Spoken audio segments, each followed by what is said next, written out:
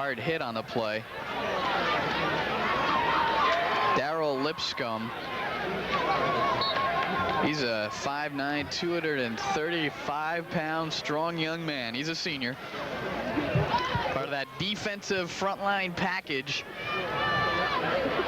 240, 235, 225, 210 along that defensive front for Montclair. 2nd and 9, a 1-yard pickup for Malinchak. And again, the quick hitter for Randolph. Better yardage this time, but still short of the first down. Randolph being very careful deep in their own territory. Coming up with a big turnover moments ago. Mike Barrett recovering the Corey Higgins fumble.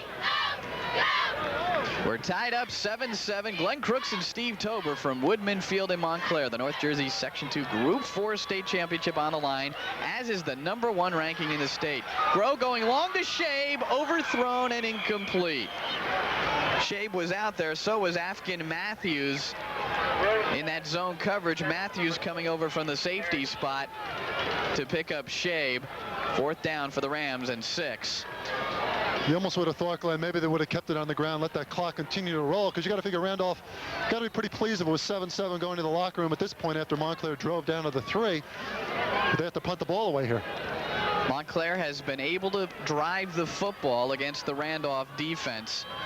Groh with the kick from his own goal line, high, and taken by Montclair, bobbled briefly, just inside Randolph territory. Montclair will have it, and they have 1:56 to try and score before intermission.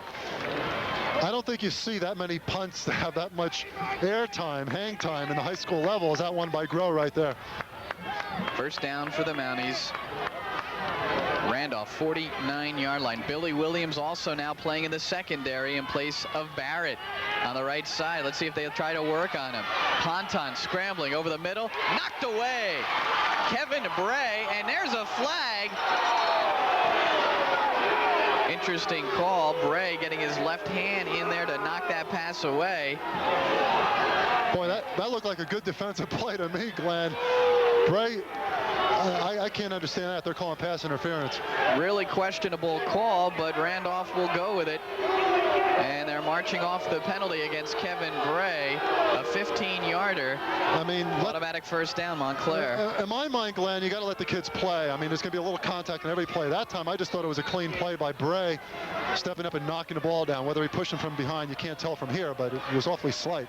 Fortunate for Montclair, with time winding down first half, they get a 15-yard pickup with the clock stationary. Ponton over the middle and complete again to Marriott. He has been open on that pattern throughout the afternoon. Billy Williams makes the hit. Championship football on SCA TV3. Scholastic Sports Sunday made possible through support from Anthony's Pizza and Family Restaurant in Rockaway. Quality food at quality prices, open 7 days a week with lunch and dinner specials. Anthony's Pizza and Family Restaurant in Rockaway. Call 627-1397. Have a timeout on the field. John Bauer Jr. huddling up with that Randolph defense. And again, the Mounties going to the sidelines, Glenn, to confer with Coach Jack Davies and offensive coordinator Ed Labita.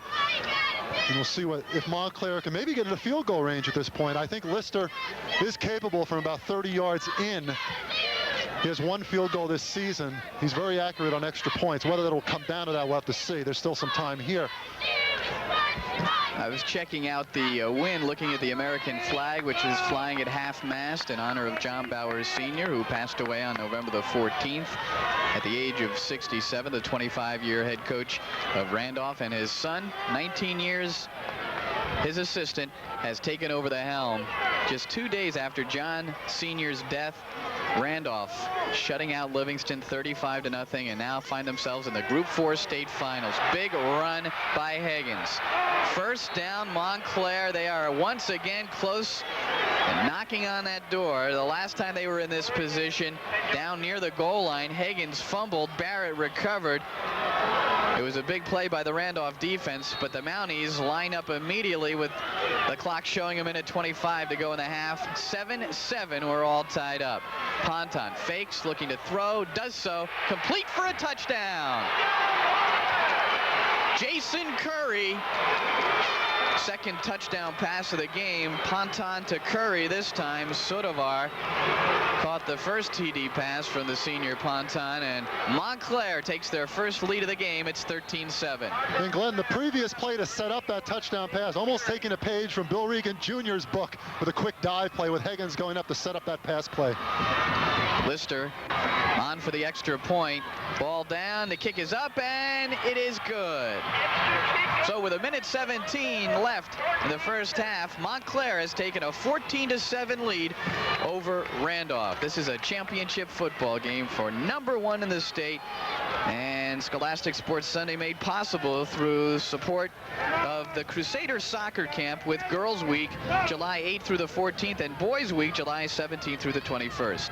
Call 627-0049 and register now for the Crusaders Soccer Camp, where champions develop. And I'll be coaching this summer there as well. Glenn, not that that would make you want to sign up. Well, you had another fine season at Ridge High School with the girls team down there, and not too bad. You're completing, what, your 10th season down there? Hey, I'm not that old, Tober. Number 8. All right, quiet here on the near side. The Randolph contingent a bit disheartened by the fact that Montclair has taken the lead 14-7.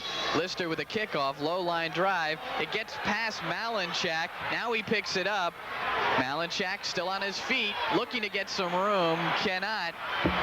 Special teams play by Darrell Lipscomb, bringing Malinchak down, and Randolph will operate with a minute 13 to go in the half. Down by 7. Glenn, we get back to that previous time Randolph had the football and they elected to throw on third down. Not that it really matters now. I mean, Montclair still probably would have had time to go in, but they could have let a little bit more time run off the clock before punting the ball away, and it looks like that might have hurt. Montclair starting that drive with a minute 59 to go. Just a 4-play drive covering 49 yards. And here's Duran. 40 seconds left in the half, and it appears that Randolph will let time expire, go into the locker room, regroup, and come out trailing 14-7. Lenny Watkins made the stop for Montclair. That 4-play drive culminating with a 10-yard pass from Ponton to Curry to give Montclair the 7-point advantage. Duran again may have picked up the first down for Randolph, and the officials will stop the clock to check it out. 10 seconds left in the second quarter. And if you're a Randolph Ram fan, you just have to go think that the team's going to go in, regroup at halftime. They've been down a couple of times during the streak, and they've come back. A lot of emotion today. Randolph not only playing for the Group 4 state championship, the #1 ranking in the state, and that state mark of 49 games without a loss, but they are also playing for the late John Bauer Sr. And they're heading into the locker room down 14-7 for the Montclair Mounties, who are playing for their coach as well, Jack Davies. It has been rumored throughout the season that this would be Davies' last season at Montclair. This his 7th campaign. He heads with his troops into the locker room. John Bauer Jr. with the Randolph Rams. Montclair 14, Randolph 7 on Scholastic Sports Sunday. We'll be back right after this.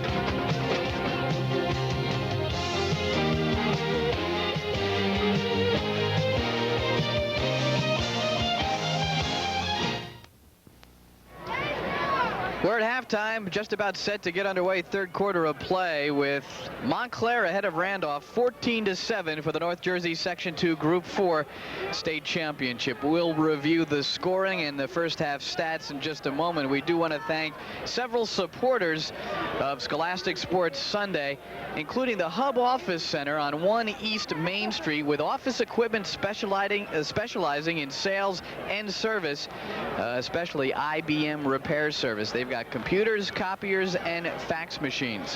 Hub Office Center, 1 East Main Street in Denville. The number to call, 627-6458 for more information. And also Marcello's Sporting Goods on Main Street in Boonton. Marcello's is the official Giant headquarters, and they got all kinds of things. Pool rafts, stadium blankets, sweatshirts. They've got down jackets. They even have the sideline parkers that the Giant coaches wear and the players wear.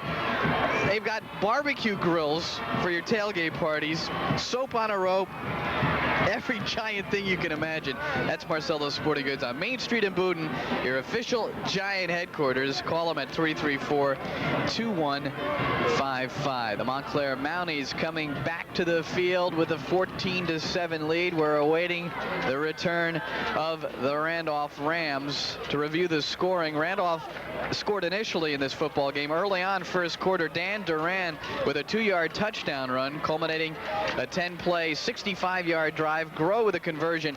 Randolph led it 7-0. However, Montclair came back to tie it. Later on, first quarter, 11-yard touchdown from Ponton to Sudavar. 9 plays, 47 yards. Extra point was good. The conversion made by Brad Lister, and Montclair had tied it 7-7. And then Montclair went ahead in the second quarter on a 10-yard touchdown pass from Ponton to Curry. 4 plays, 49 yards. Conversion good by Lister.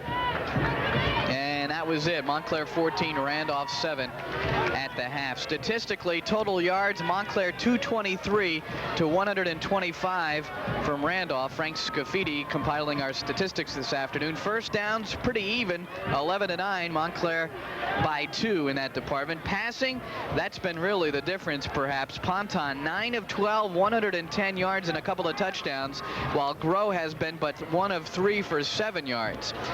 Penalties, 1 for 15 to Montclair, 2 for 30 yards against Randolph. Each team with 1 turnover. The Grow turnover, he fumbled the football, led to the first Montclair touchdown. Individually, Malinchak with 45 yards on 9 carries, 24 yards on 6 carries for Duran.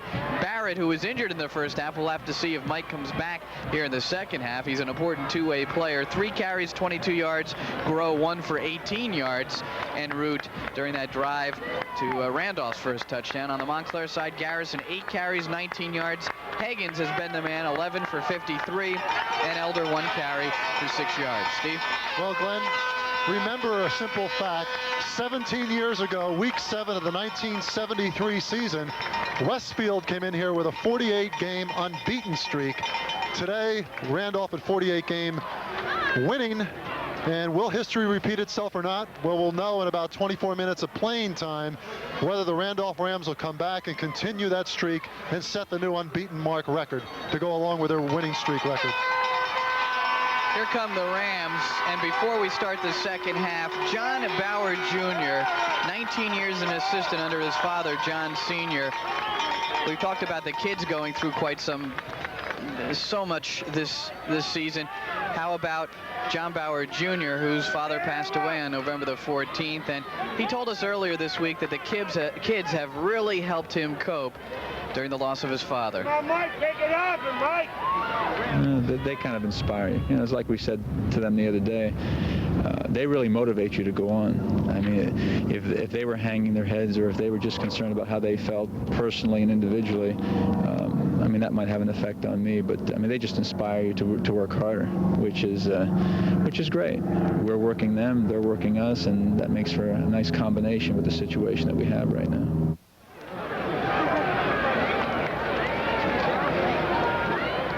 John Bauer Jr. Jack Davies, his counterpart today, and a little bit later on we'll hear from Davies, who spoke with Steve Tober couple of days back about the possibility of retirement after this game. Davies contemplating, and I got it from the interview anyway, Steve, that he may retire.